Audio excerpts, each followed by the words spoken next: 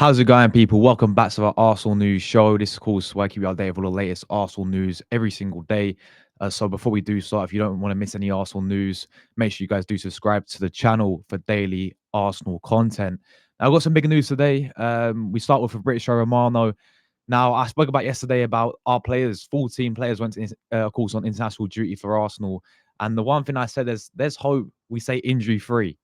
Well, watching Italia play last night, Ricardo Calafiori against Germany looked very, very bad when he came off injured. This is the update coming today by Fabrizio saying Ricardo Calafiori will undergo tests today in order to understand the extent of the knee issues suffered yesterday. Now, if you guys saw the clip of how he actually got injured and of course got subbed off as well, it looks very, very awkward. It was very awkward landing.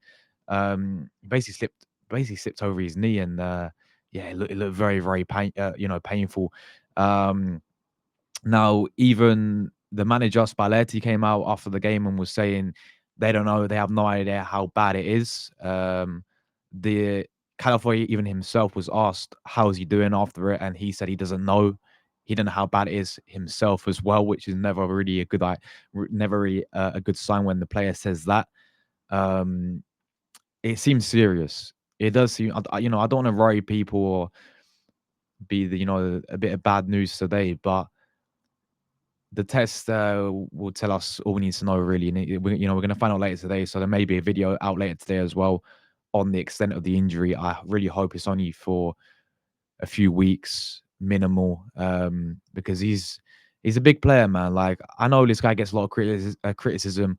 I mean, I watched him last night play centre back, and that's where that is his position. He is a centre back.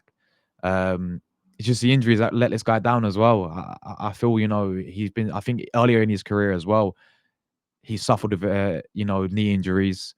I think even against, if I can remember correctly, against France as well, when we played against France in the Nations League at the start, maybe it's November time or October, he also got injured there for a few weeks. So this, the injuries really does let this guy down. Um, and it's a real shame because he's still a big player. He's our summer signing. We've signed him for 40 million. Yes, he's not really, in that left back position, not really worked what we would liked of this guy. But as I said, he's clearly a centre back. I think this guy in the future could be playing as a centre back and should be one that we need to look at as a centre back. But yeah, the current news there is another player coming back from international break with another injury, people.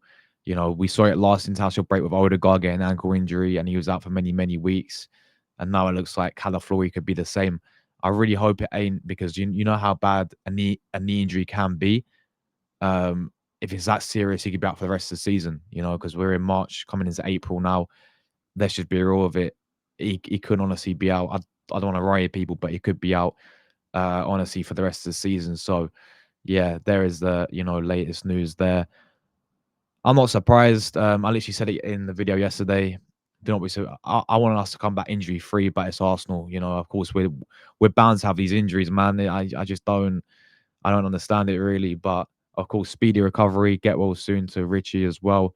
And hopefully it's not that serious. So, as I said, we'll find out later today what happens with that. A bit of positive news in terms of international break, sort of for Arsenal's point of view.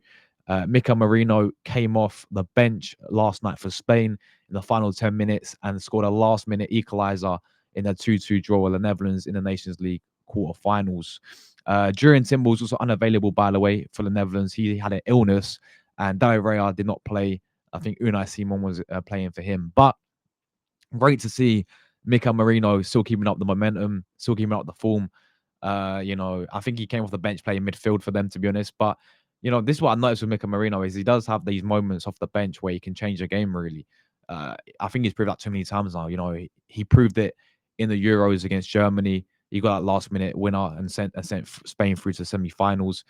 For Arsenal, he did it against Leicester off the bench, scored 2 goals, and now he's doing it for Spain again, and got them a big point. A big sort of result there, a 2-2 draw against Netherlands for them. They'll be happy going to the home leg with that. Um, So yeah, that's what he can do. It's good to see this guy, obviously, because this guy will be, this guy will be our main striker. Like that's clear. Arteta is still playing him as a striker.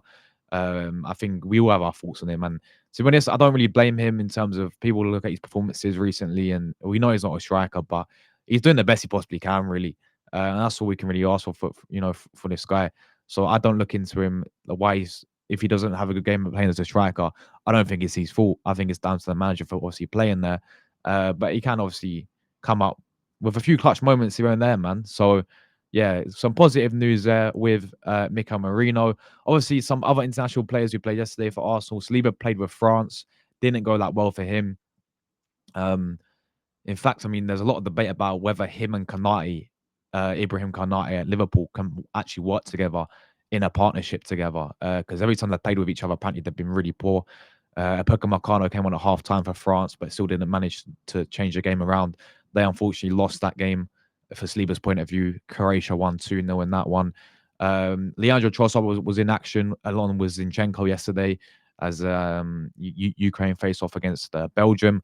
Obviously, I spoke about Calafiori unfortunately getting injured. Tonight's game, obviously, Declan Rice, it will be in action for England, but also will we see Miles Lewis Skelly get a debut as well for England? I think that's a position where England needs, reinforcements in there in the left back. So I honestly think we could possibly see Miles Lewis Skelly get a start tonight as well. But yeah, there is the international updates there, guys. Great to see Mika Marino still keeping the momentum. Real shame about Ricardo Calafiori getting injured. That's just fingers crossed we don't get any injuries. What if, I mean, just if Lewis Kelly does play tonight, just touch wood, he will have a really good game and stay injury free. Because if he goes down injured, then left back will be a very, very big crisis that we're going to have, really.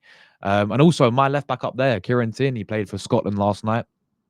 As they won against Greece, they scraped a win in the end, and he came off the bench at halftime, had a decent game. So big up to Kieran Tierney there. So yeah, that is the international updates there, guys. Everyone an international break right there. Let's get into the rumors today, and I want to start with this interesting story. Of course, I'm not surprised we're still being linked with this guy. Just be warned, this type of signings, like most most Arsenal rumors, right? They're going to go on and on and on. No, this whole summer is going to be on and on and on, talking about this player here in Nico Williams. Now, a reliable journalist drops a significant Arsenal transfer news in the early morning update. So Arsenal understood to be ahead of Bayern Munich in the race to sign Nico Williams this summer. The Gunners are in need of refreshers. Of a refresh in their offensive line, as we know. Um, to that to that end, an upgrade in form of long-term target Nico Williams appears to be more than plausible in the next of course summer window. So apparently Arsenal ahead of Bayern Munich in the transfer race for Nico Williams. Um, let's just get into the main thing. So this is coming by a guy called Christian Falk, if he's that reliable, to be honest with you. He said it's not true that Bayern Munich in the lead for the Nico Williams. I think at the moment Williams is close to move to Arsenal, then Bayern Munich, as the Bundesliga club cannot be as concrete as they would like to, as things currently stand. Christian Falk saying that there. Williams still a very high player on their list of Bayern, but Max Erbel, head of sport, has to sell players first before they can see buy Nico Williams as well. So they're looking to sell Gnabry and Kingsley Coman as well. So Williams instantly elevate Arsenal's attack. I'm going to get into that in a minute, people. So yeah, that is pretty much that there. This Christian Falk guy saying that. Let me give it this advert quickly, man. We don't want no adverts, copyright, and all this. So yeah, Christian Falk saying that Arsenal are ahead of Bayern Munich right now in terms of the race for Nico Williams. Now, I don't know if that means we're the main club ahead in the race. This guy just said that we're ahead of Bayern Munich. There could be other clubs in front of us. Like, what about Barcelona? Could they be ahead of us for this type of deal? But it's certainly one that I'm not surprised that we're still looking at this guy. It's certainly one that we have to keep an eye on in the summer transfer window, because we know Arteta is a big fan of this player. We know we've been trying to get this player. We've been linked with this player every single transfer window. This guy seems to be the guy. As we know, he's got that release clause there, ready to be activated as well. Now, this season apparently as well. Now, I don't know. I don't watch enough of La Liga. I don't watch enough of Bilbao in particular to really have a full opinion on how well he's been playing this season. And I think it's harsh at times to look at GNA to determine a player. I think you need to use the eyes and watch this guy fully to really make a full opinion on this guy.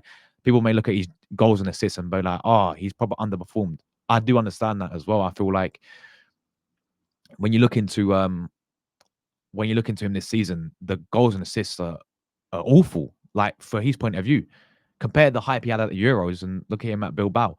But again, we need to apply context with this type of situation because I don't really watch a lot of Bilbao as I just mentioned, but every time I've watched this guy play for Spain, the few occasions I've seen this guy play here and there for Bilbao, especially when he play against Barcelona.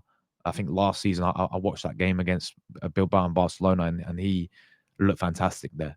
I think he's got some really, you know, big attributes. I feel like he's already shown that he proved it on the big stage already in the sense that for his country, we saw him in the Euros, right? I know you can't really. I know people say about it's only Euros hype and all this, but he proved himself in the Euros. He scored again last night for Spain, by the way. So it seems when it comes to the big stage in the big moments, he can step up. Um, and obviously, what I've seen of him, very very what a winner for me that I'll take in a heartbeat, especially for the release clause. They're talking, I think, 50 million most likely euros for his release clause. For a winner like Nico Williams, I'll take that all day long. I think he'll give us a lot much better competition where Gabriel Martinelli is on the wins. I think this is definitely one we got to go for because I think there could be alternatives out there for winners. I think if you want to look more home in terms of the Premier League side of things, you got the likes of Brian and Bremo at Brentford having a great season. Sammy Eno as well, Bournemouth having a great season. Why not go for Mohamed Kudus, from West Ham, for example? Adeloma Lutman's out there playing for Atalanta right now. There's plenty of options out there. Bradley Barcola, maybe at PSG, we could look at as well. So there's plenty of options out there. But I feel like for the release clause and the getting in the winner, I feel like Nico Williams for me, I'm very sort of excited for this type of deal if we did get it done. But right now the news is apparently Arsenal in the head of race of Bayern Munich. I don't know if that means we're in the head of everyone in the race. But it's just saying that we're ahead of Bayern Munich right now. So yeah, there we go there. And the final story today, guys, to just wrap things up for the show today, is we got another update on Arsenal striker situation. This is coming today by Ben Jacobs over there from Give Me Sport, saying that Arsenal like Alexander Isak, he's a dream target, the number one target. But all of us as number one Finns, we like to in the world that are very unlikely to happen. That's very true. He says, is Isak generally available, but will quick get a read on that. If he is, he becomes Arsenal's top choice. If he isn't available, I'll be relatively confident in saying that Arsenal will make a significant play on Benjamin Sesko. He's sold on the project. Sesko to Arsenal has a very high percentage chance, but they won't pull the trigger until they know the Isak question. So, yeah, very interesting there. We're going to find out very, very soon on Isak's availability. Could it depend on him getting Champions League football with Newcastle this season? We know that they won the Carabao Cup. He's already won a trophy at Newcastle. He's been their main guy. He knows that he's their main guy as well, I think. And and for me as well, is that going to depend on, does he want to play European football next season, Champions League in particular with Newcastle? We know it has its benefits for sure. He can do that at Arsenal, as we know. So I think that's one of the main reasons we've got to look at, is he going to stay obviously at Arsenal? And we know the price tag will be there as well. But what gives me confidence is it's down to Isak. Yeah, it's if Isak becomes available, there's not a lot of what will stop us from going for him, because clearly this new director has a bit of ambition about him. And I know Bert's not been announced fully yet, but when you look at his track record at other clubs, at Letty, yeah, his last club, he's not afraid to splash some money. If he wants someone, he gets them. So that gives me a bit of confidence there. But it'll be down to Isak at the end of the day whether he will stay at Newcastle. I still think he stays at Newcastle. But listen, hopefully he proves us wrong and he becomes available and we can go for him. So the other alternative is, as expected, Benjamin Sesko. We've been trying to get this guy last summer. He rejected Arsenal when he wanted to stay at Leipzig. I mean, he rejected like quite a few clubs and wanted to stay at Leipzig for the rest of the season. January, we tried to put a late bid in for him, like a late move, but they wanted 70 mil for him. So it does not surprise me that Benjamin Sesko if we can't get Isak, then he's going to be the guy. It does not surprise me. I've already said enough about Benjamin Sesko. I'm not going to repeat myself on here, people, but we can talk more about that nearer to the time. But yeah, that's all the news for today, guys. Make sure you like the video, sub channel if you are new as well. We're on the road to 10K subscribers, and I'll catch you guys tomorrow for another show. Take care, everyone. Enjoy the rest of your day, and I'll catch you guys tomorrow. As always, come on, you.